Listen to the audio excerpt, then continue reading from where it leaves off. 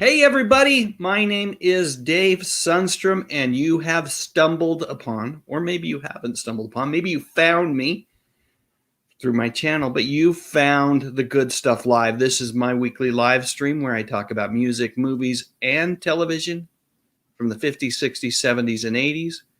You know, the good stuff. And tonight we're doing a special Q&A edition. What I'm going to do is do my best to answer any and all questions that you throw my way. Kind of a bare bones live stream, as opposed to normally I have guests and other YouTubers that come and hang out with me. We sometimes do a little trivia, that kind of stuff. We're not going to do that tonight. I am going to focus on what I'm seeing in the chat. And if you put, throw a couple of question marks in front of your comment, that way I know that it's a question, and I'll try to hone in on those and answer those questions as they arise. So with that, let me go ahead and let's flip over and have some visuals along with this. And let me kind of start with the chat itself. First off, Christopher Kraft, my friend, sorry you can't make it tonight. But you know what? Family stuff is important, and totally understand, and hopefully you'll make it for a future live stream. Kenneth Wilkinson, it's great to have you in the house, in the stream with us this evening. Let's see. Hungry Jerk, a.k.a. Tom, echoing the classic words of Raj Wayne and Rerun. Hey. Oh, man, what a great show. What's Happening was tons of fun. Let's see. Christopher Ramon Reed, welcome to the live stream. Great to have you with us. Thrash Pondo Pons is with us as well. Let's see what else we've got. Kenneth, let's see. Kenneth, I've already said hello to. And we've got Matthew Sweeney here. Hey, how's it going?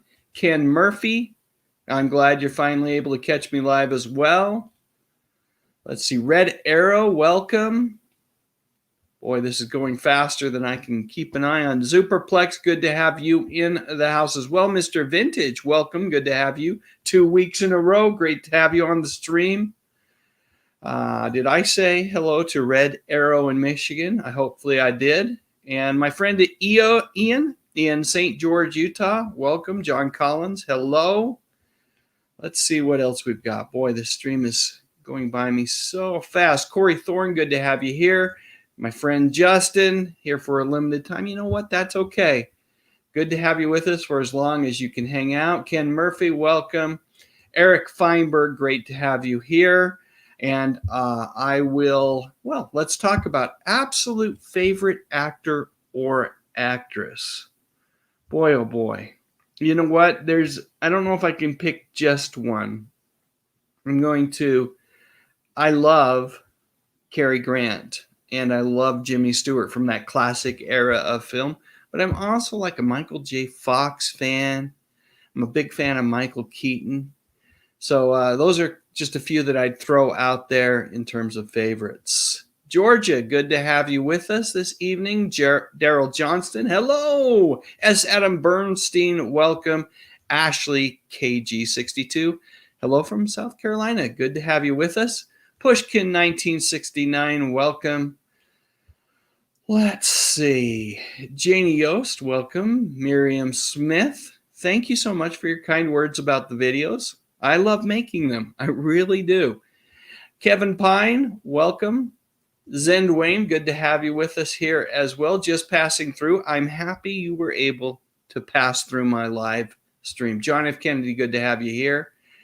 I think, let's see, there's a few more. Lamont Bradford is in the house. Janie Yost. Oh, I'm glad you enjoyed those narratives. You know what? Always a pleasure. Dave Claroni in the house. Good to have you with us. Roger 1938, happy that you were able to attend the live stream. Tracy Rothmeyers, welcome. Good to have you here. Okay, let's see. John Collins. Why was Mary Hartman so awkward since he already had so many major hits? Major hits. I don't know if I really understand that question. Part of the problem is that I think I'm maybe even talking to you, John, about this in the past. That just wasn't a show that I watched. And so I don't really have the ability to answer that question. Will McIntyre, welcome. And I don't understand John's question, but I don't think you're referring to that question. But always best not to respond if you don't know what you're talking about. Unless you asked me a question earlier. I'm scrolling through. I'm trying to see it, but it's going so fast that I am not going to be able to go back and find it. Which Bradford daughter? This is from Justin Shapanik. I'm going to say Shapanik. John Shapanik. Which Bradford daughter from 8 is enough would you consider marrying? Was Mary the oldest one? I think I was probably had an affinity to Mary more than any of the others. And that was played by Lainey O'Grady, I think. And she's the subject of a future video. Todd Fowler, good to have you here. Ian, I am so excited for you to get one of my shirts. So for those that don't know what I'm talking about, let me just demo the Good Stuff shirt that I have created for anybody that's a true fan of the Good Stuff. And you can order that. I believe there's a link to it on all of the videos. YouTube puts that link on all of the videos, just in the description field or by the description field. I am Cornholio. What the heck content is this? Just a live stream from a YouTube creator. Wants to talk about music, movies, and TV shows and answering questions tonight, although we're going to have a little fun here as well. So the very first thing that we're going to do is we're going to do some commercials. I'm going to focus in on the year 1979, and this is the first batch of commercials for the evening. Ladies and gentlemen, Dick Clark. Have I got music for you? 13 of your favorite albums for 1 penny when you join the Columbia Record and Tape Club. It's all here in TV Guide.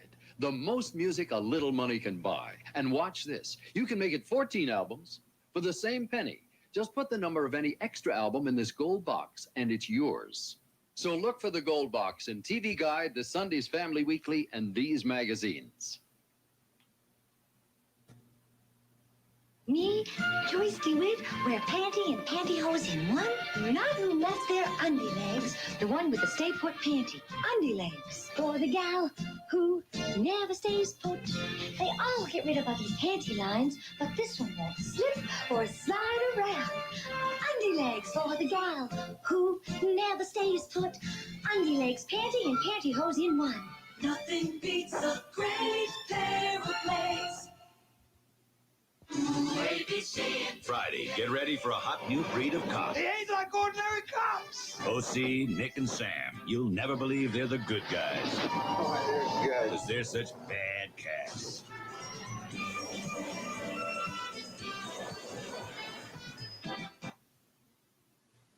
I'm the big cheese on my team. The other guy's playing 65% polyester. Me, 100% cashmere, man. Every club wanted me, but I signed with the Chipmunks. Got an 8-year contract. All the Cheetos I want. But big cheese. They're made with real cheese. Tastes delicious. Now fans ask me to autograph my Cheeto snacks. Ever try writing to Skippy, Good Luck, Whip Willis on a cheese puff? Cheetos brand cheese-flavored snacks. The big cheese. For you parents who don't speak Klingonese, he's saying, people of Earth, unite and bring your kids to McDonald's for a Star Trek meal. That's a regular hamburger, fries, soft drink, a McDonald's and cookie sampler, and a Star Trek prize. Oh, yes, 5 different boxes based on Star Trek the Motion Picture. Action scenes, jokes, games. He says, take it from a father who knows. His kids love him. McDonald's Star Trek meal available for your kids now. Your favorite comedy team moves to Monday. I'm here, I'm back, it's me! Laverne and Shirley hit the sidewalks of New York for a 1-hour special of fun, games, and surprises. Then, he was the world's fastest gun, an expert samurai, the master gunfighter. And welcome the 80s on New Year's Rockin' Eve with the Village People, Blondie, Chic, the Oak Ridge Mountain Boys, and Barry Manilow.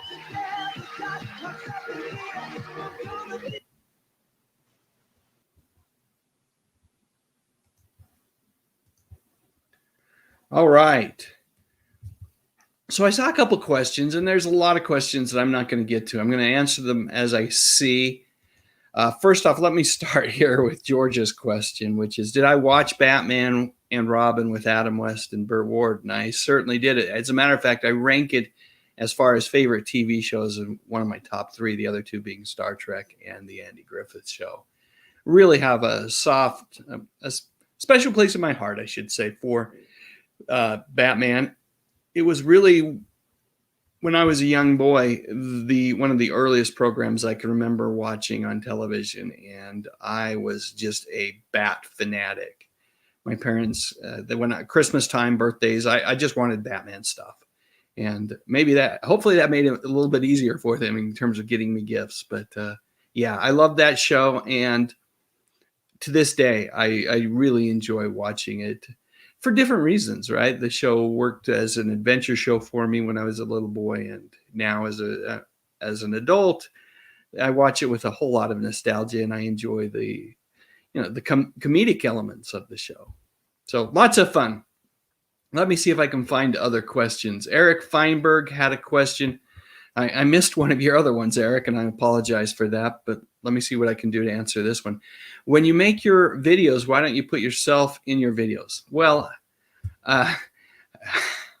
you know what? I kind of like being that voice behind the pictures. I don't necessarily think they have the most photogenic face, and as a result, I prefer to kind of be behind the scenes. And that's, I'm not trying to in any way, I mean, it just is what it is. I'm not that comfortable with being in front of the camera, as you may have noticed from the live stream tonight. It's just not my thing, but I love making videos, and I love talking about the good stuff.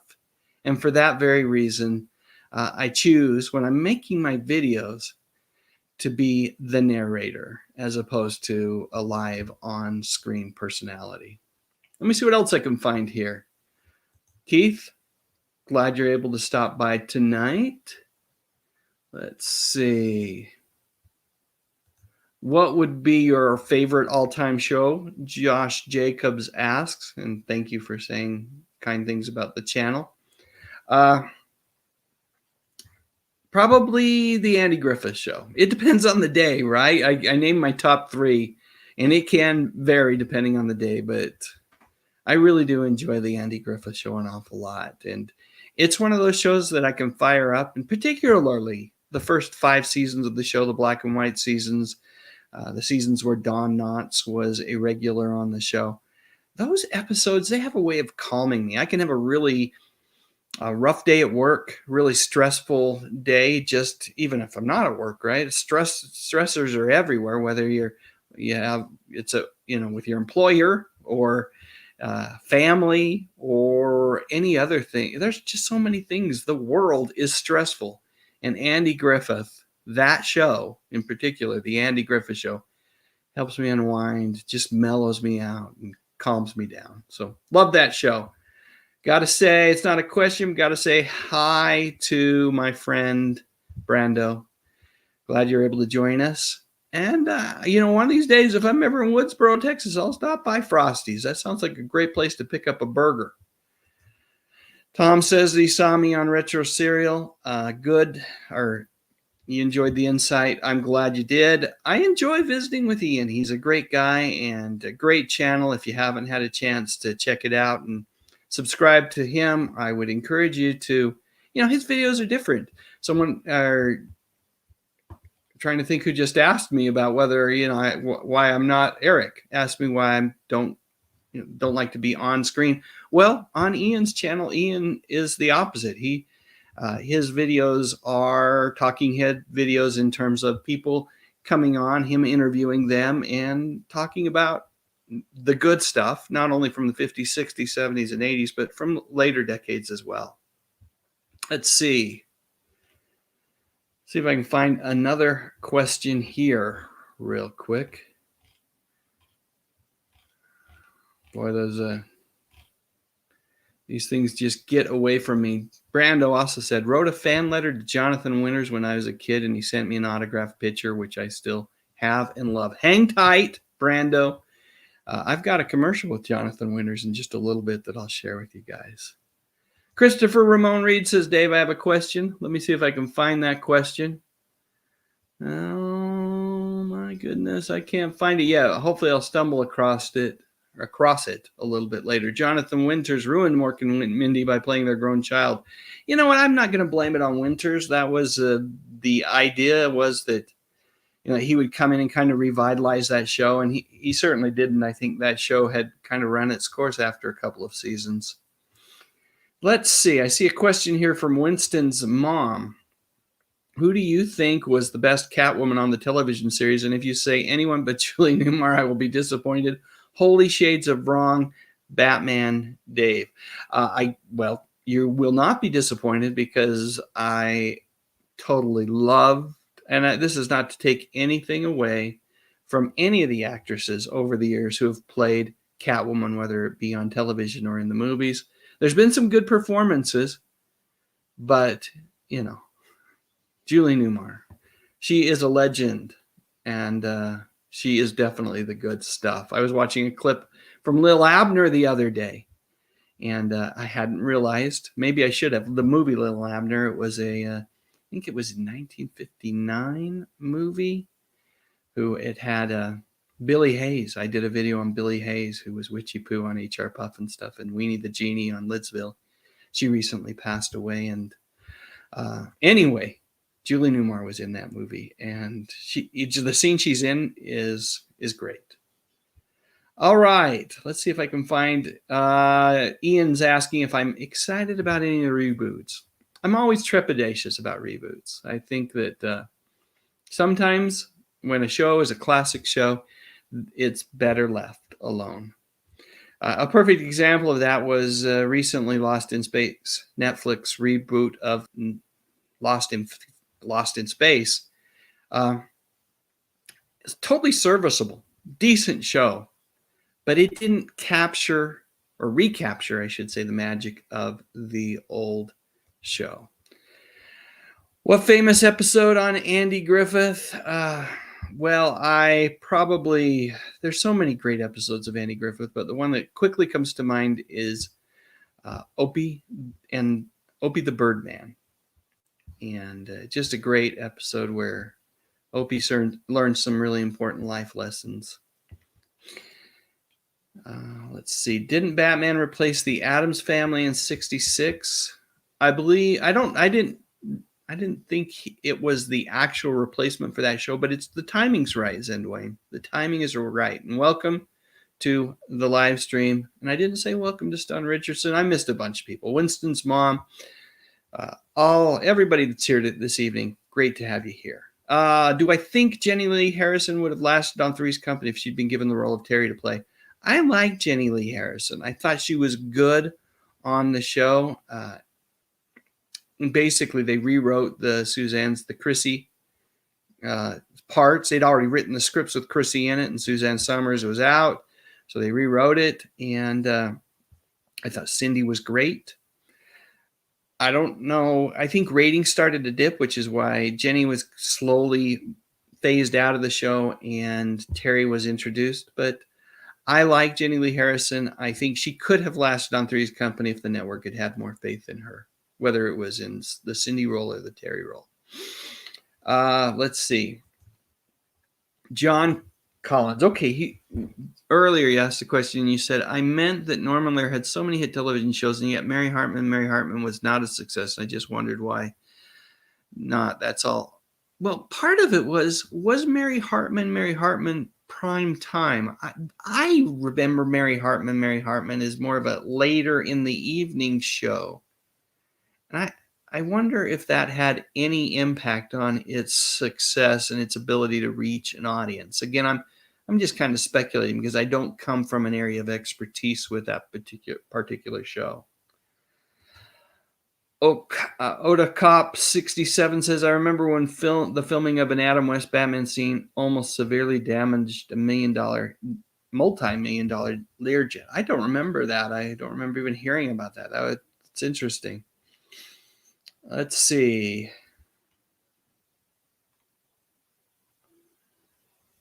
Pushkin 1969 says, John Collins, Mary Hartman was solid Camp and Cheese. Many people didn't get it. I do feel like it was kind of it's very eclectic, unique show that required a certain kind of, it appealed to less of a broad audience than some of those other Norman Lear comedies of the day from the 70s.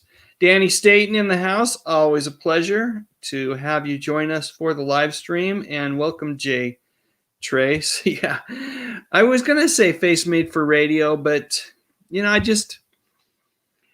I think my voice is my strong point. Let's just put it that way. And I really enjoy being the narrator. Let's see. I'm doing good, Danny. Doing good. Let's see. We've got a question from Superplex. Would I agree that Meredith Baxter Birney was TV's sexiest mom? I think she was a great mom. I don't know if I agree with that, though. I don't know if I agree that she was TV's sexiest mom. Who would that be? That one I'm going to have to ponder over a little bit. My answer might surprise you. All right. Speaking of sexy moms, let's see what we got here. Okay. First off, which video do you want to see next? Just a little bit of a teaser for the current survey that is over on YouTube right now. And you can see, let me go ahead and go full screen here on this.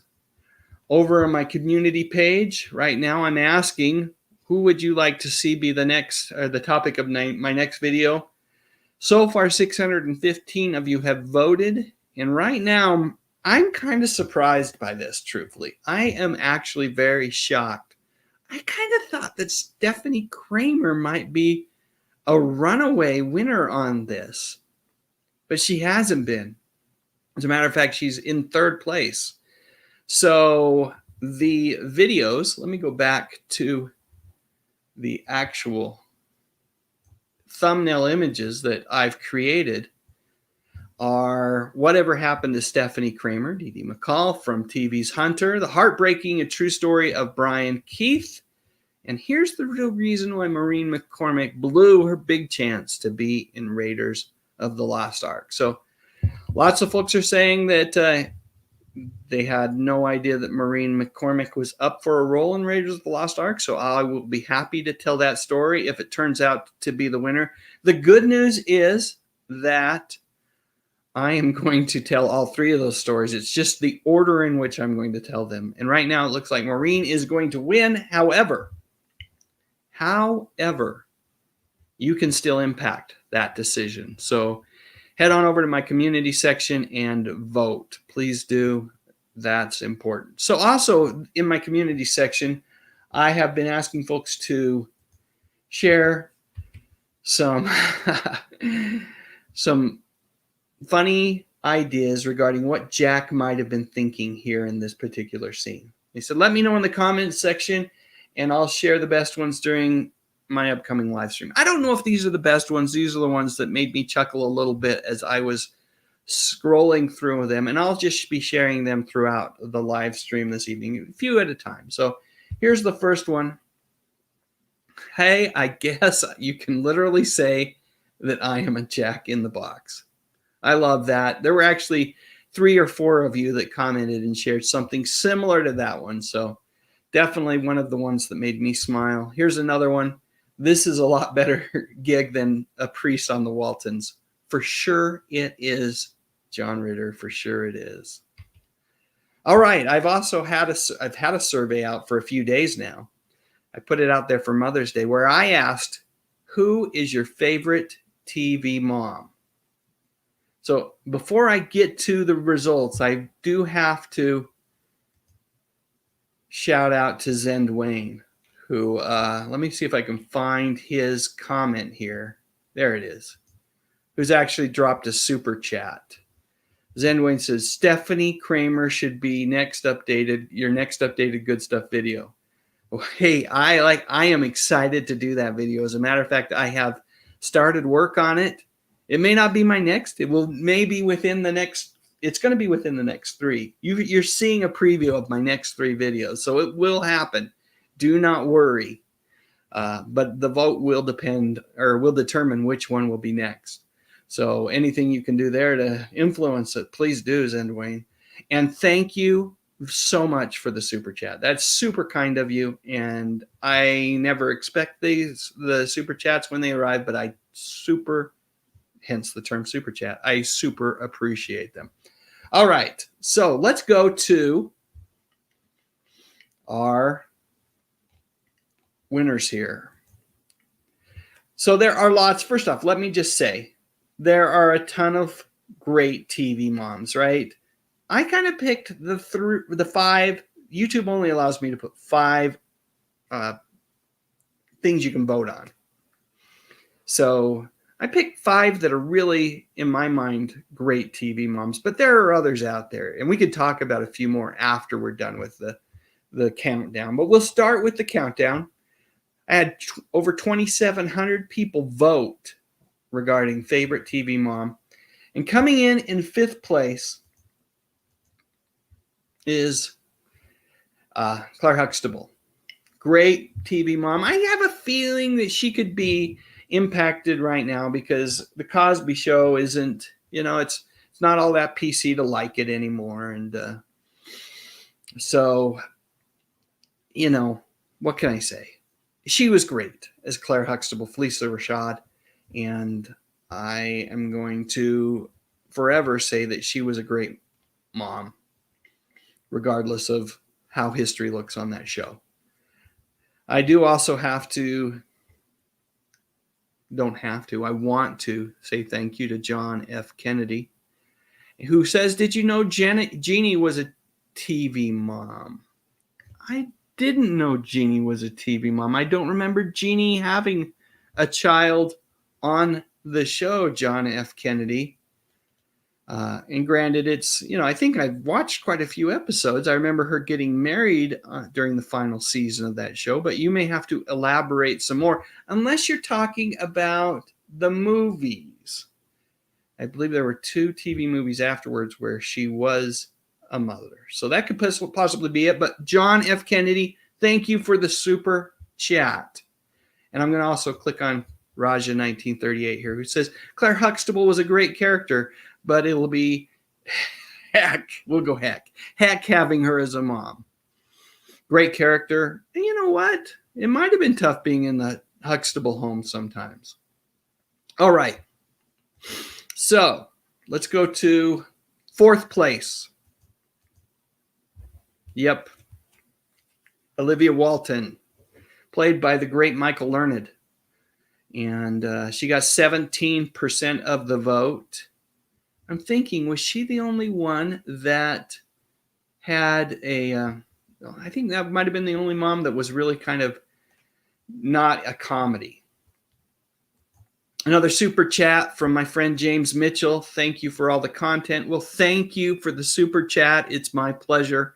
I love doing these. I really do. And I love these live streams, by the way. Got to take a quick sip here. But I truly appreciate the super chat and the kindness extended, James. All right. Let's move on to 3rd place.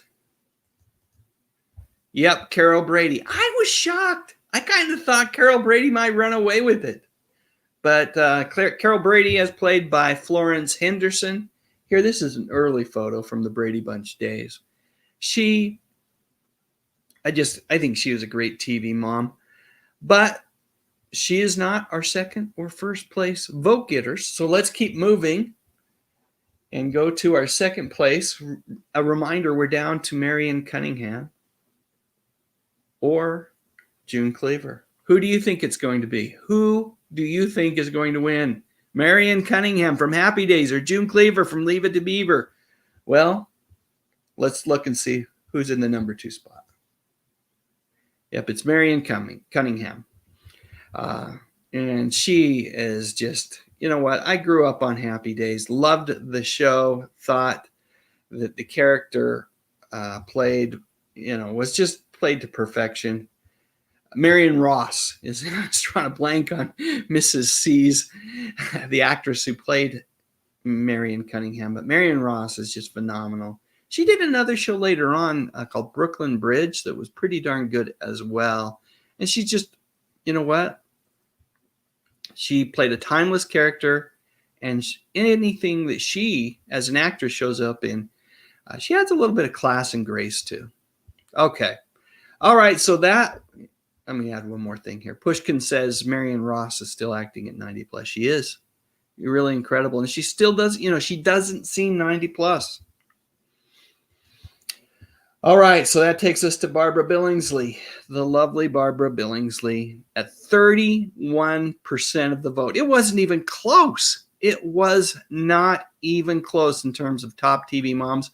One of my other, that's in my top 10 favorite TV shows is Leave It to Beaver. And I talked about the traits of the Andy Griffith Show, and maybe it's not as calming for me as the Andy Griffith Show, but watching the Cleaver family in 50s, 60s Americana, it's really an enjoyable experience for me. And I love all of the actors in that show, especially the kids. But Hugh Beaumont and Barbara Billingsley were phenomenal as well.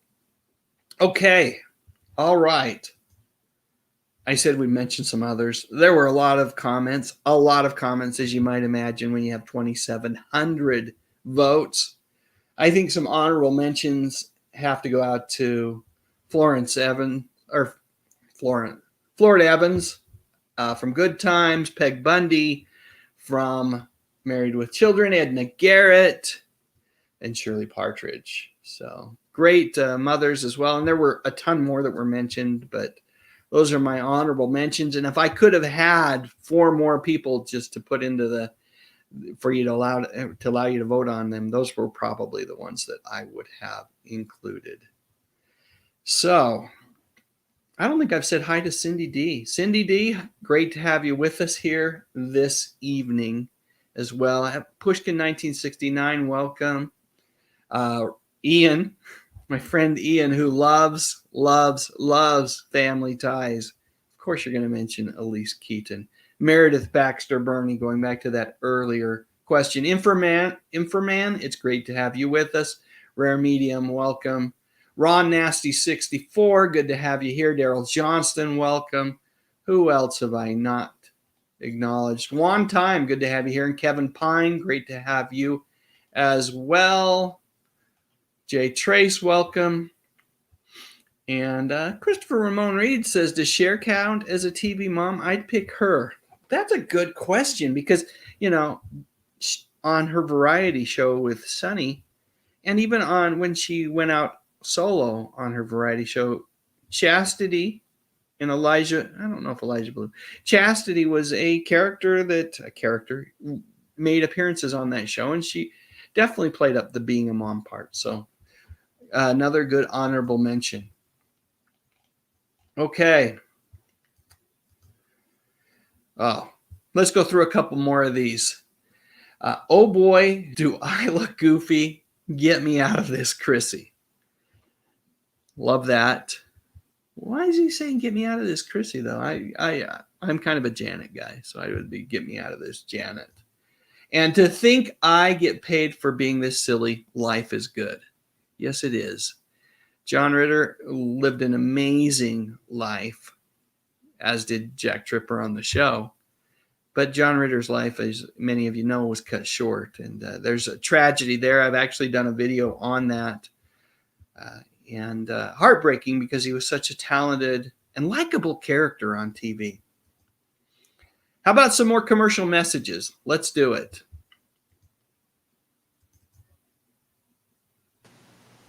I taking my family to Disney World on Easter. I won a trip in the Pepsi-Cola Magic of Walt Disney World sweepstakes. We're here 5 days on Pepsi. I sent Mom and Dad to play golf while I relax at the pool. Second prizes are Kodak cameras. Say cheese, Grandma. Cheese. Oh, wow. Win one of 100 trips for 4 on Eastern Airlines in the Pepsi-Cola Magic of Walt Disney World sweepstakes. Details at participating stores. Thanks, Pepsi. Tuesday on Happy Days. Marion ends up in the slammer and everyone wants to help Springer, but the question is how? I want to go home. And on Angie. Will a convent be Marie's new home? I'm in love with my sister's husband. Boy, babe. Then on Three's Company, it's bottoms up and a job for Jack. Take off your clothes. And on Taxi, Bobby quits acting and who'll stop Louie from telling all?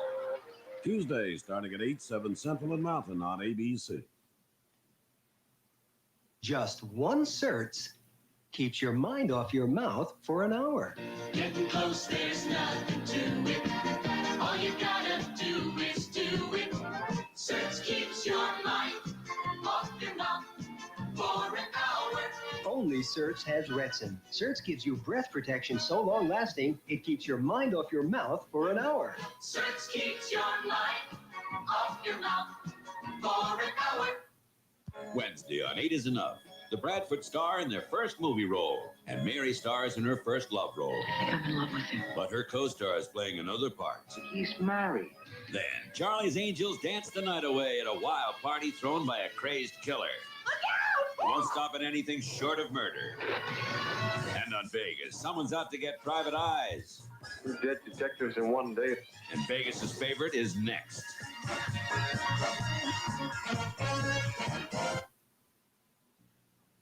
You can feel us coming now, a fresh look on the scene, with a whole new style of living, light and crisp and clean. That's why now we say the age of 7-Up is here, because we love that crisp, refreshing taste, so light and crystal clear. Move it up, look it up, America is turning 7-Up.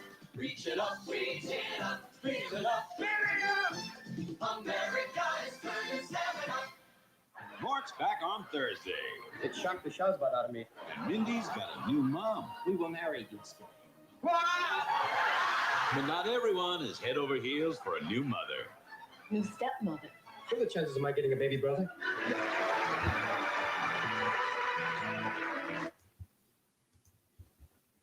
All right. So let me do this really quick here. Let's look at a couple more of these. Oops, went too fast. Let's go back.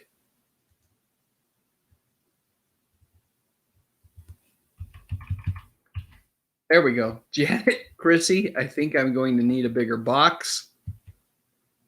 Ouch, is that a staple? All right, so let me see here while we're stuck here right there. Let's think there was a couple of comments I wanted to address. If I can find them. First off, I haven't said hello to McGanahan Sky Jelly. Freddie, great to have you here. He points out that I am definitely more of a Coke guy. Let's do that. Yep, drinking my Diet Coke. And talking about John Ritter. Infoman says that John Ritter died on the set of 8 Simple Rules for Dating My Teenage Daughter. He did. And Rare Medium points out that John Ritter died the same day as Johnny Cash. So tough things. Like I said, I think he died in it was early, in his late 50s maybe. Did not live a long life. I did miss you, Mr. Led. Great to have you here with us. You know what? There's going to be a few of I missed. Hi Champ 1 I didn't say hello to, and Lance Chafin I haven't said anything to. It's just so many names flying by on the screen, but I want everyone to know even if I miss you, I truly do appreciate you hanging out with me on tonight's live stream. Dominic D says ABC was strong for about 4 or 5 years in the late 70s, early 80s. So very, very true. Just really was a powerhouse there with particularly that Tuesday night lineup with the Happy Days and Laverne and Shirley. All right, Jeffrey Hemphill, welcome. Good to have you with us as well. I'm trying to answer questions when I see them. You can make it easier for me by putting question marks or asterisks or something in front of the question. That would be helpful. John F. Kennedy, speaking of John Ritter, points out his last movie was Bad Santa. I just saw a question from Pushkin 1969. What was the least successful? Boy, I don't know about that one. Most successful spinoff. Well, we just saw a preview for one of them. Without doubt, Laverne and Shirley was a hugely successful spinoff from Happy Days. And Happy Days, had a handful of spinoffs. It had Laverne and Shirley, it had Joni Loves Chachi, it had Blansky's Beauties, and it had Mork and Mindy. Blansky's Beauties didn't last very long, but if I remember right, it was an actual spin-off of Happy Days. So let's see. Zendwayne says you don't see 7-Up commercials anymore. And yeah, you don't. And Christopher Ramon Reed said that he's sorry that Gene Stapleton didn't make the TV Mom Cup. Yeah, that's another good one. I didn't watch All in the Family as much as I did those other shows. And Tracy Rothmeyer said Roseanne did not make my cut for Mom of the Year. Roseanne was an interesting mom. If we're just gauging them on, on how they mothered and parented on the show, I don't think she could have my vote. But I did enjoy Roseanne when it was initially on television. Rob Bacon, we're talking about all sorts of things. It's a Q&A night. I don't have any guests with me tonight, just Q&A, and we're talking about TV moms. I shared the results from my survey. If you haven't seen them, go check them out in my community section. And let's see. Raja 1938 rightly points out that NBC ruled the 80s. Yep, later on, they definitely ruled the 80s. Let's see. Tom Liturgy, welcome. And he says that he's told me before I use, the good stuff in my daily vernacular, as we all should. As we all should. New Coke sucked. New Coke did indeed suck. And here's, what? I wasn't going to do this, but I've been toying around with another video. It hasn't shown up on any of my channels, but you pointed this out, Todd. So I'm going to blame this on you. I'm going to share another video with you guys tonight. It's all about the cola wars from the 80s, and it's told through a series of 4 commercials. So without any further ado, let's do this.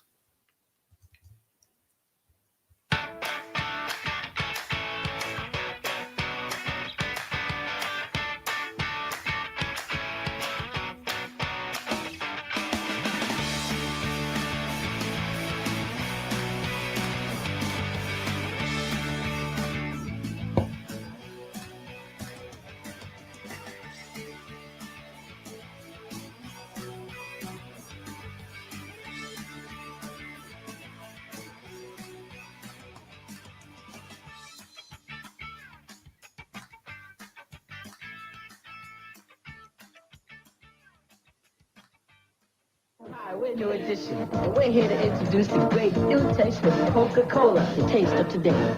Yeah, Coke is it. Come on, check it out now. It's got a new taste. It's a definite wow. A great event. It's different. It's here. A face smash.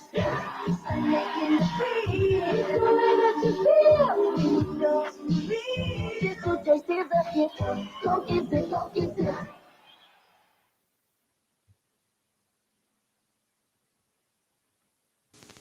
Recently, an independent research firm ran a taste test between Coke and Pepsi, and the taste more people chose was the taste of Coca-Cola. Yes, more people all across the country, when comparing Coke to Pepsi, chose the taste of Coke as the better taste. Let's look at it this way. We gave America a choice, and more people said Coke is it. It's a hit. It's a Coke. Coke is it.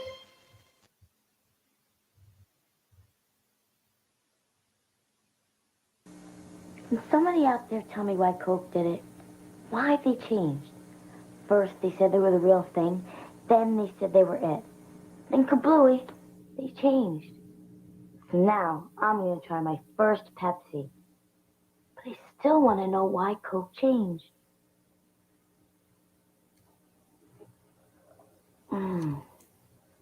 Now I know why.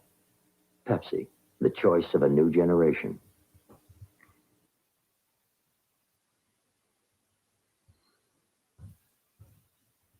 I'm Don Keogh, president of the Coca-Cola Company. When we brought you the new taste of Coke, we knew that millions would prefer it, and millions do. And we knew that it would beat the taste of our major competitor, and it does. What we didn't know was how many thousands of you would phone and write asking us to bring back the classic taste of original Coca-Cola. Well, we read and we listened, and you know the rest. They're both yours, the new taste of Coke and Coca-Cola Classic. Your right of choice is back.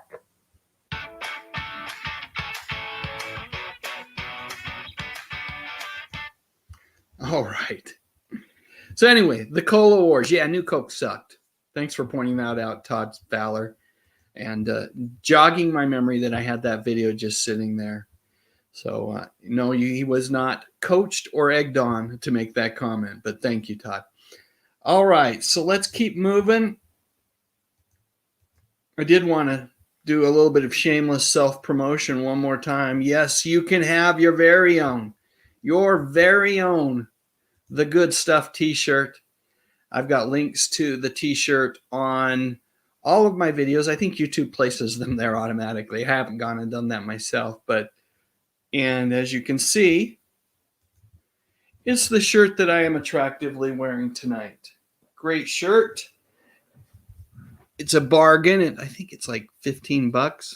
Pick yourself up not a copy. Pick yourself up a shirt and wear it on the next live stream along with me. Okay, let's keep moving. A couple more Jack-isms from that particular episode of Three's Company. Here's another one. Girls, let me show you my party trick. I said it could be PG or PG-13. I kept the R-rated comments off of this one, but I will admit that some of them made me laugh pretty darn hard.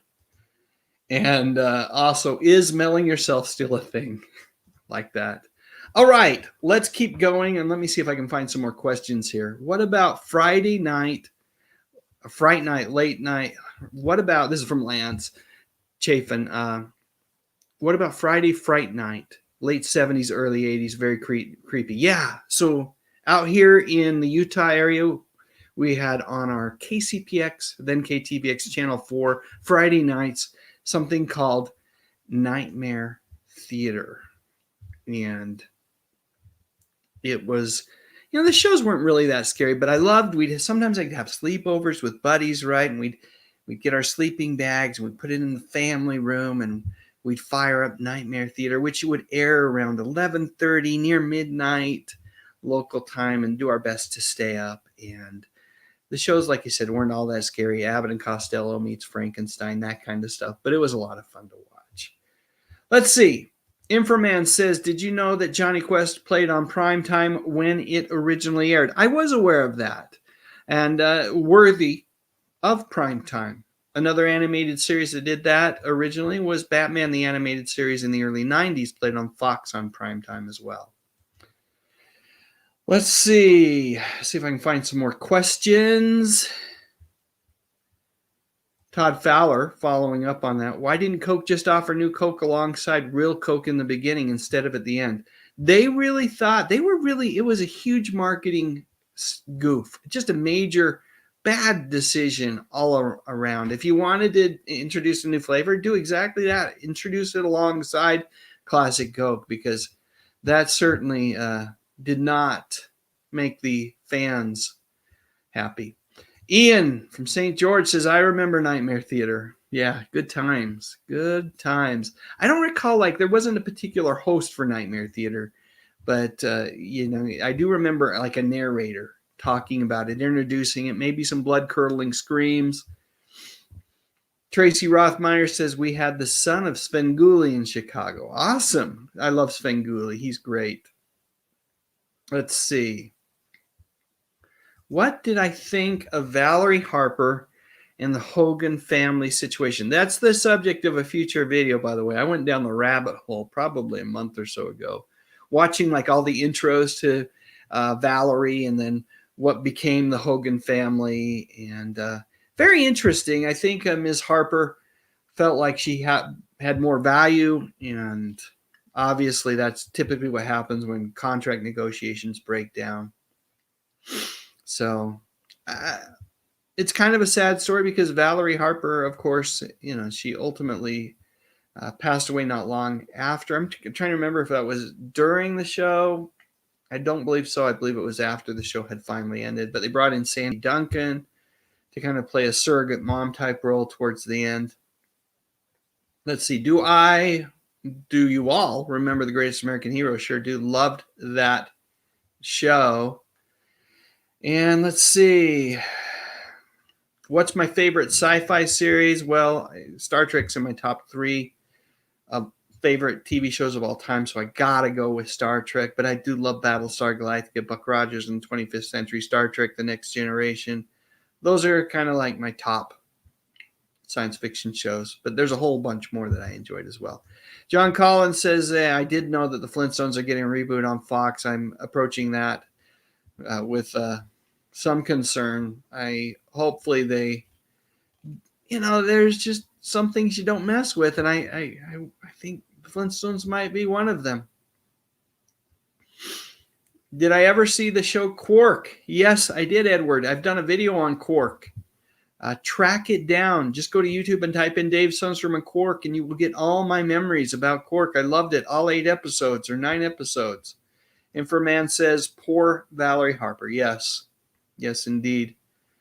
Let's see. Mr. Led said the Flintstones were on primetime too. They were indeed. Thank you for the reminder. Favorite song? Favorite song?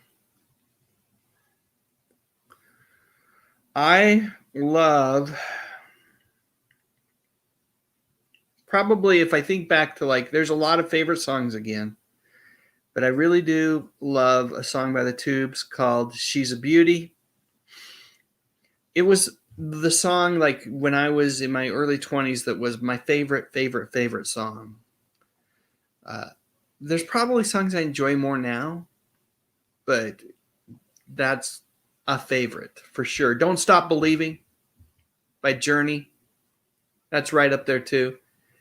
I probably enjoy that song more now than She's a Beauty. But if I have to look at my entire life and in its entirety, and I loved the Tubes in my late teens and early 20s and really grooved on both their music they were currently producing at the time as well as their back catalog. Favorite album? Let's go with Meatloaf, Bat Out of Hell. That's my favorite album today. I've been listening to a lot of Meatloaf as the composer of the music of Bat Out of Hell. Jim Steinman recently passed away. So I've been going back and I've listened to his own solo album, Bad for Good, as well as a lot of Meatloaf's back catalog because there's a lot of Steinman songs in there. Let's see what else we got here. See if I can find some more questions.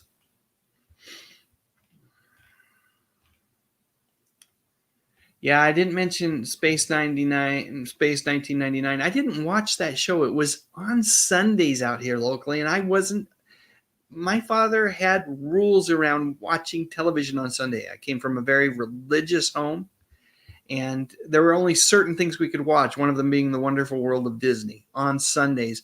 And locally, Space 1999 was on Sundays here. It was on Channel 4, KTVX. I still remember that. It was a syndicated program. It was never broadcast on the network, and I didn't get to watch it then, and I haven't gone back and watched it since. Yeah. So I need to watch Space 1999 because I get called out on that a lot, and probably rightfully so. Mr. Vintage says, I think that Logan's Run was a very smart and underrated TV series. I've done a video on that one as well, Mr. Vintage. I'd encourage you to check it out. I don't disagree. How about UFO? UFO gave me, it was on Saturdays locally, syndicated again, and I enjoyed it. All my buddies were watching it. And so I started watching it, and it gave me nightmares. And I was then told I couldn't watch it anymore. So those shows by, what was his name? Jerry something or other. He did Thunderbirds, The Marionettes, and then he did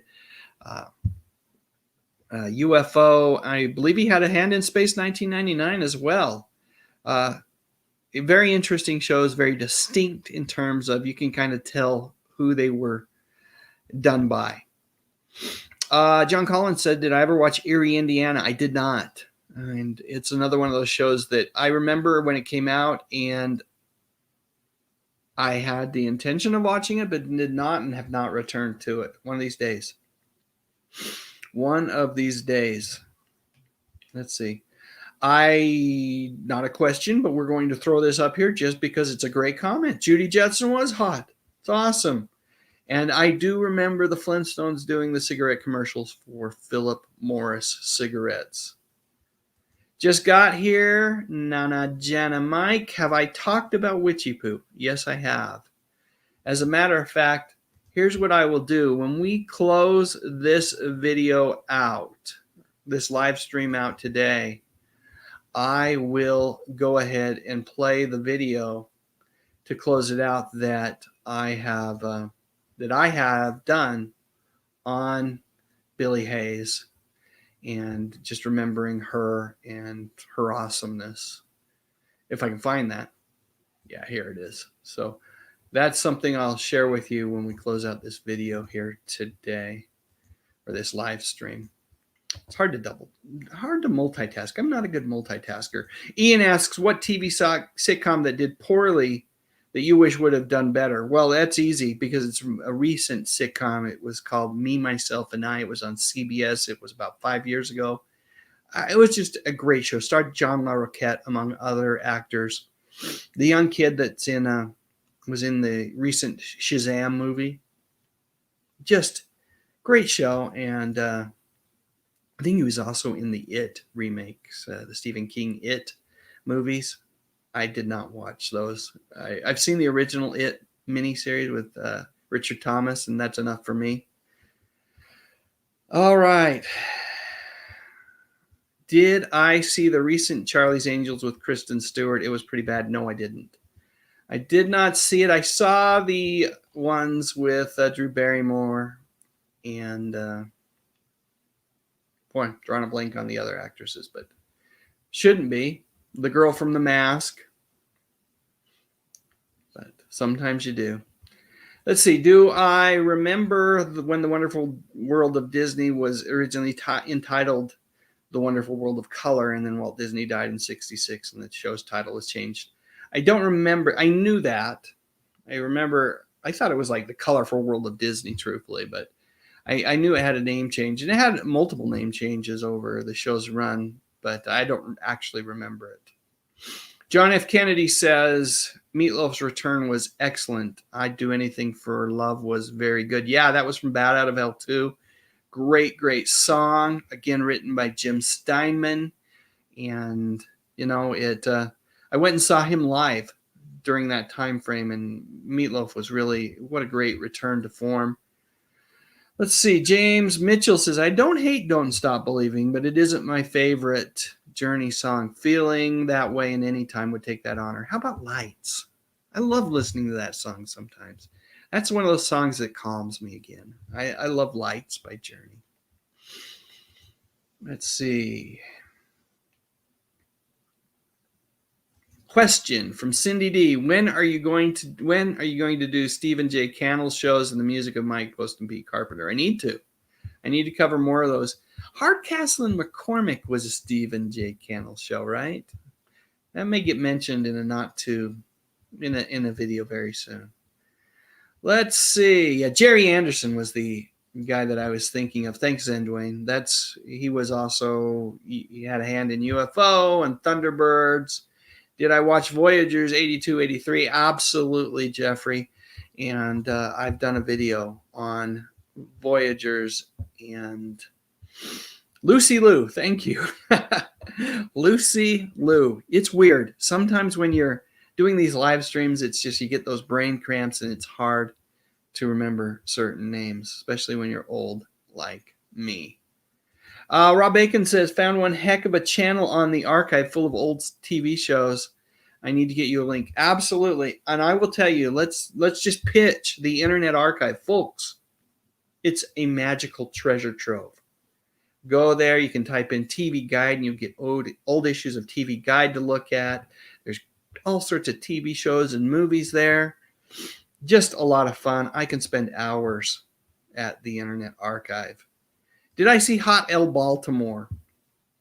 I didn't, but I do remember it. I remember when it showed up. It was a Norman Lear show, right?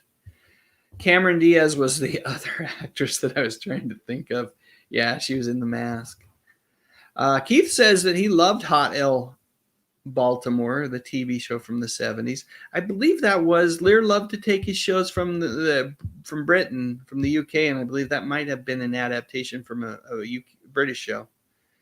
And Georgia points out that Happy Days was actually a spinoff from Love American Style. It certainly was. There was an episode of Love American Style that was really kind of the genesis or the pilot, you might say, for Happy Days. And Jeffrey Hempel says that Billy Joel needs to make a new album. You won't get any argument from me there. Did I like Stargate SG-1? I didn't watch it. Truthfully, I liked the movie, but I didn't watch the TV show. Scarpads Comic Trek says, hey, Dave, I grew up with the 1966 Marvel superhero cartoons. I can't believe that they're not available anywhere with the current movies. But I think you can find some of them on YouTube. Yeah, Voyagers was fun. And the video that I did was actually on the tragedy that occurred with that. The firing of it was just a prop gun, but just sadness. There is, however, some goodness that through tragedy, there is some triumph. That's all I'll say. Check out the video. Type in my name and Voyagers and you'll find it.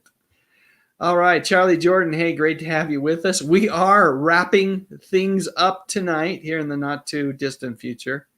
And you're right, Inframan, Henry Winkler was not in the pilot for Happy Days. And not all of the actors that would end up in Happy Days were in that show as well, or in that pilot episode. All right, so we have hit the hour mark. Let me just say what a true honor it was for me to be able to hang out with you all this evening. And I loved the questions. I loved the conversation. And as promised, we're going to go out of here tonight by sharing a video that I did on Billie Hayes. Just wonderful actress, one of my favorites, because I grew up on the Croft Saturday morning TV shows. And she will be missed. She died the same day as Johnny Crawford, but I don't think she got as many videos and articles remembering her, but she certainly had a very storied career. So thank you so much, everyone, for joining me tonight, this evening. And as always, if you enjoyed the live stream, give it a thumbs up. And if you haven't subscribed to my channel, please do. I talk about music, movies, and TV shows. The good stuff. Thanks to everybody and have a good night. Billie Hayes passed away on April 29th, 2021. She was 96 at the time of her death. Billie is one of those actors who just becomes a character. She would transform into them. And because of that, when she wasn't in makeup and on screen, lots of folks didn't even recognize her. That kind of anonymity can be both a blessing and a curse. It's a blessing because you can go about your day and no one recognizes you. It's a curse because, you can go about your day, maybe hit an audition, do a few other things, and no one recognizes you. Here's the first thing that I remember Billie in. Yep, good old H.R. Pufnstuf. The Croft brothers got the inspiration for this show based on some of the work that they did for the 1968 World's Fair. They took those ideas and fleshed them out into a program that debuted in 1969.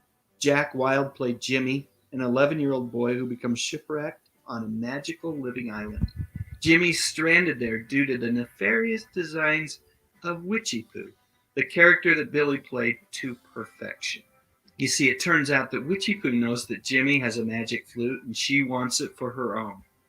While there were only 17 episodes of HR Pufnstuf produced, yep, just one season, because it was broadcast for such a long time on television, it feels like there are way more episodes than that. I know Billy was proud of her work on this show, and I would agree, she was awesome. Still, this isn't my favorite Billy Hayes performance. You see, there was another Sid and Marty Krofft show that debuted a few years later called Lidsville, and I contend that this show, which starred Butch Patrick and Charles Nelson Riley, is one of the scariest kids shows in existence. Even if you don't agree with me, you've got to agree that the show's intro was just crazy. Falling, falling into the heading bell, spinning, turning, whirling, twirling, down, down. And when he looked into the skies, he couldn't believe his ears or eyes. Lidsville is the cookiest, Lidsville is the kickiest, Lidsville is the cookiest, Lidsville is a living and friend. If you get a chance to go there, you'll be glad you did. Cause everybody who goes to Lidsville really flips his lid. How's that for a topper? Anyway, on that show, Billy plays Weenie, a not-so-great genie who was a friend of Butch Patrick's character on the show named Mark. She does what she can to help him, but truth be told, she's trapped in Lidsville as well. Like I said, I really liked Billy in this role, and I have to believe that much of Billy's real personality, her kind and gentle nature, was evidenced while playing this role. Over the years, Billy would find a ton of work with the Brothers Krofft. Even though HR Pufnstuf only ran for one season, Witchy Poo would continue to pop up on various Krofft television shows, including Lidsville. Heck, I even remember an appearance by Billy on Wonderbug. Anyone remember that one? Prior to the Sid and Marty Krofft shows, Billy was probably best known for her role as Mammy Yokum in both the Broadway version and a movie version of Al Cap's Little Abner. I must confess that I didn't see Billy in this role until just a couple of years ago, but she's really great, and I can see why she is remembered for this performance. There are a handful of clips right here on YouTube. If you'd like to see more, I'll post a few of the links in the description field of this video so that you can watch them after we're done here. I have also got to confess that I didn't remember that Billy had been in General Hospital until after she'd passed away. During the early 80s, Billy played Secret Agent Robert, Scorpio's mentor, Brighton O'Reilly. Like I said, Billy just kind of disappeared into a role. Upon Billy's passing, Sid and Marty tweeted their condolences by quoting Margaret Hamilton, who had once told them that Billy was one of the best witches ever. I totally agree, but I'd say it's more than that. Simply put, she was the best Billy Hayes ever. A quality human being and a darn fine actor who cared about everyone and everything that she ever encountered. Case in point, for years Billy was the president of the not-for-profit organization called Pet Hope, which is dedicated to the rescue, care, and placement of abandoned animals. When Billy signed autographs, she didn't do so for personal gain. Instead, she would request that whoever was asking for her signature make a donation to Pet Hope.